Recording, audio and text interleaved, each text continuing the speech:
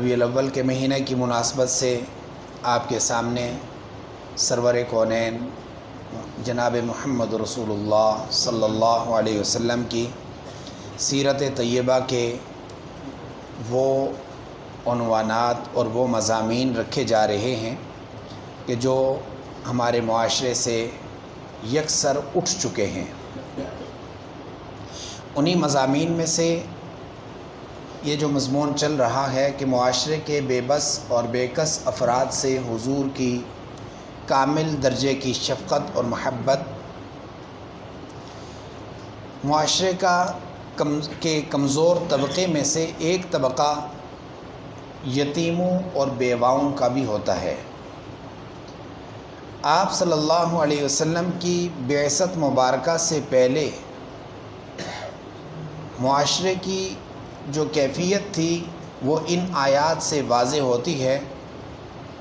ارأیت الذی یکذب بالدین فذلک الذی یدع الیتیم۔ اس آیت کریمہ میں کیا بتایا یہ گیا، کیا تو جانتا ہے اس شخص کو جو آخرت کے دن کا انکار کرتا ہے؟ یہ وہی ہے یدع الیتیم، جو یتیم کو دھتکارتا ہے۔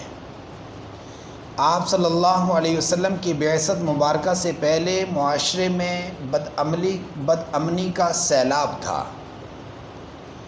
بات بات پر جھگڑے، بات بات پر لڑائیاں، صرف لڑائیاں ہی نہیں بلکہ قتل و غارت کی انتہا تھی۔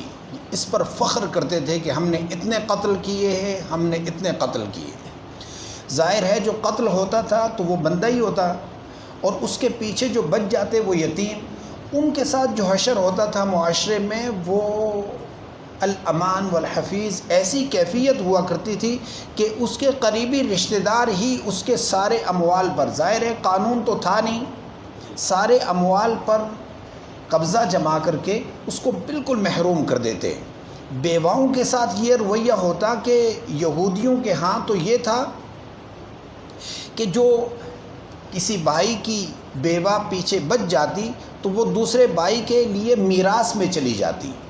جیسے میراث میں چیزیں تقسیم ہوتی وہ بیوہ بھی میراث میں تقسیم ہو جاتی، چاہے وہ رکھے چاہے کسی کو بیچ دے۔ عیسائیوں کے ہاں بھی کوئی پرسان حال نہ تھا۔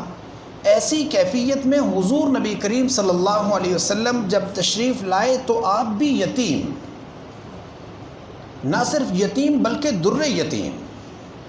آپ صلی اللہ علیہ وسلم ہی جان سکتے تھے کہ یتیمی کا درد کیا ہوتا ہے۔ اگر جس کے باپ کی شفقت سر پر موجود ہو اسے کیا لگے کہ یتیمی کیا چیز ہوتی ہے۔ آپ صلی اللہ علیہ وسلم کو پیدائش سے پہلے ہی اس دنیا میں یتیم بھیجا، یعنی آئے تو یتیم تھے، پھر 6 سال کی عمر میں والدہ کا سایہ بھی اٹھ گیا، 8 سال کی عمر میں دادا کا سایہ اٹھ گیا۔ تو اس طرح معاشرے کے رحم و کرم پر آپ کو چھوڑ کر کے یتیموں کا بتایا کہ یہ معاملات ان کے ساتھ پیش آ رہے ہیں۔ ایسی وجہ سے آپ صلی اللہ علیہ وسلم نے اتنی ترغیب دی یتیموں اور بیواؤں کے لیے، اتنی ترغیب دی، نہ صرف ترغیب دی بلکہ خود تعلیم کر کے دکھائی۔ چنانچہ آپ صلی اللہ علیہ وسلم نے ایک موقع پر فرمایا، ایک صحابی آئے اور آ کر کہا کہ میں فطری طور پر، قلبی طور پر سخت دل ہوں۔ قساوت قلبی کی شکایت کی کہ میرا دل سخت ہے، بات بات پر غصہ آنا، بات بات پر میں یہ الجھ پڑتا ہوں، میرا دل بہت سخت ہے۔ آپ نے فرمایا یتیموں کے سر پر ہاتھ پھیرا کر، مساکین کو کھانا کھلایا کر، تیری یہ بیماری دور ہو جائے گی۔ چنانچہ چند دنوں کے بعد وہ آئے اور کہا میں شفا یاب ہو چکا ہوں۔ آپ صلی اللہ علیہ وسلم نے خود عملی طور پر ارشاد فرمایا اور یوں انگلیوں کا اشارہ فرمایا، انگشت شہادت اور بڑی انگلی ان دونوں کو ملا کر فرمایا کہ میں اور یتیم کی کفالت کرنے والا روز قیامت اس طرح گٹھے ہوں گے، اس طرح گٹھے ہوں گے۔ یہ اس شخصیت کا قول ہے کہ جس کی زبان نے کبھی جھوٹ کو مس نہیں کیا۔ ہمیں یقین ہونا چاہیے، چنانچہ ہمیں یقین ہو نہ ہو، صحابہ کو اس طرح یقین تھا۔ ابن عمر رضی اللہ تعالیٰ عنہ کے بارے میں آتا ہے، فرمایا آپ گلی محلے میں چکر لگایا کرتے تھے، یتیم کے بغیر کھانا نہیں کھاتے تھے، یتیم کو ساتھ لاتے اور ساتھ اکٹھے کھانا کھاتے، وگرنہ اکیلے کھانا نہیں کھاتے تھے۔ موطا امام مالک حدیث کی ایک بہت بڑی کتاب ہے، اس میں آتا ہے سیدہ اماں عائشہ رضی اللہ تعالیٰ عنہ قرب و جوار کی تمام یتیم بچیوں کو اکٹھا کر کے اپنے گھر میں ان کا اکرام کرتی، ان کی تربیت فرماتی، اور وہ آخرت والی جو حضور نے انا و کافل الیتیم کا ہاتین، میں اور یتیم کی کفالت کرنے والا اس طرح ہوں گے، اس کا اعزاز حاصل کرنے کی کوشش کرتی ہیں۔ آپ صلی اللہ علیہ وسلم نے یتیموں کے ساتھ یہ سلوک کیا، اور پھر بیواؤں، معاشرے میں ظاہر ہے جس کے سر سے والد کا سایہ اٹھ گیا، اس کی ظاہر والدہ بھی تو ہے، تو وہ والدہ بیوہ ہو جاتی تھی، اس بیوہ کے لیے آپ صلی اللہ علیہ وسلم نے فرمایا الساعی علی الارملہ والمساکین المجاہد فی سبیل اللہ، بیواؤں اور مساکین کے لیے کوشش کرنے والا ایسا ہے جیسے اللہ کے راستے میں جہاد کرنے والا۔ چنانچہ آپ صلی اللہ علیہ وسلم کی عملی زندگی صرف یہ تقریر، واعظ اور بیان کی حد تک نہیں تھا، آپ صلی اللہ علیہ وسلم نے چڑھتی جوانی، 25 سال کیا جوان ہی سمجھ سکتے ہیں، کیا عمر ہوتی ہے، ایسی جوانی کے عالم میں نکاح کے لیے انتخاب کیا تو 40 سالہ بیوہ کے ساتھ۔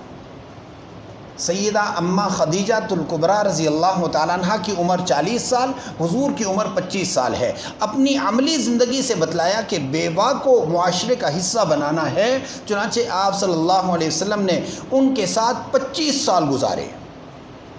25 سال میں کوئی اور شادی نہیں کی، اور اس 25 سال کے بعد جب شادیاں کی آپ صلی اللہ علیہ وسلم نے تو 10 نکاح اس کے بعد فرمائے ہیں۔ حضرت خدیجہ کے رخصت ہو جانے کے بعد، رحلت فرمانے کے بعد 10 نکاح کیے، ان 10 میں 8 بیوائیں تھیں، 8 امہات المومنین میں بیوائیں تھیں۔ کیا مطلب ہے؟ مطلب یہ ہے کہ آپ نے صرف زبان سے نہیں بیان کیا صحابہ کرام کو، بلکہ خود کر کے دکھایا ہے۔ چنانچہ آپ کی 8 بیویاں، 8 امہات المومنین بیواں، اور ان کو ترغیب دی لوگوں کو کہ ان کو معاشرے کا عضو معطل نہ سمجھا جائے، ان کی کفالت اپنے سر پر لی جائے، ان کا بوجھ اپنے سر لیا جائے، تاکہ یہ معاشرے میں اسی طرح جی سکیں جیسے عام آدمی زندگی گزارتا ہے۔ چنانچہ آپ صلی اللہ علیہ وسلم کی تعریف میں فرمایا الم یجد کا یتیما فآویٰ، کیا نہیں پایا تجھے یتیم اور تجھے ٹھکانہ دیا۔ یہ اللہ تعالیٰ احسان بتا رہے ہیں کہ تو یتیم تھا، تجھے بہترین ٹھکانہ، پہلے دادا کی صورت میں، پھر چچا کی صورت میں، پھر معاشرے میں تربیت کی صورت میں آپ میں کوئی کمی نہیں چھوڑی۔ اللہ احسان بیان فرما رہے ہیں۔ وَوَجَدَكَ ضَالًّا فَهَدَىٰ، اور ناواقف پایا تجھے ہدایت دی۔ وَوَجَدَكَ عَائِلًا، تجھے کمزور پایا، فَأَغْنَىٰ، تجھے مالدار کر دیا۔ جب یہ ہم نے 3 کام کر دیے، فَأَمَّا الْيَتِيمَ فَلَا تَقْهَرْ، جب یتیم اب تیرے سامنے آئے تو فلا تقہر، اس کو جھڑکنا نہیں ہے، اس کو جھڑکنا نہیں ہے۔ وَأَمَّا السَّائِلَ فَلَا تَنْهَرْ، اور جو سائل سوال کرنے کے لیے آ جائے اس کو بھی ٹوکنا نہیں ہے۔ وَأَمَّا بِنِعْمَةِ رَبِّكَ فَحَدِّثْ، اور اپنے رب کی نعمت کو تو کامل طور پر بیان فرما۔ یہ آپ صلی اللہ علیہ وسلم کی تعلیمات کا وہ حصہ ہے جو ہمارے معاشرے سے ختم ہو چکا ہے۔ دعا فرمائیں کہ اللہ تعالی ہمیں ان معاشرے کے بے سہارا افراد کا سہارا بننے کی توفیق نصیب فرما دیں۔ قل یا عبادی الذین اسرفوا علی انفسهم لا تقنطوا من رحمت اللہ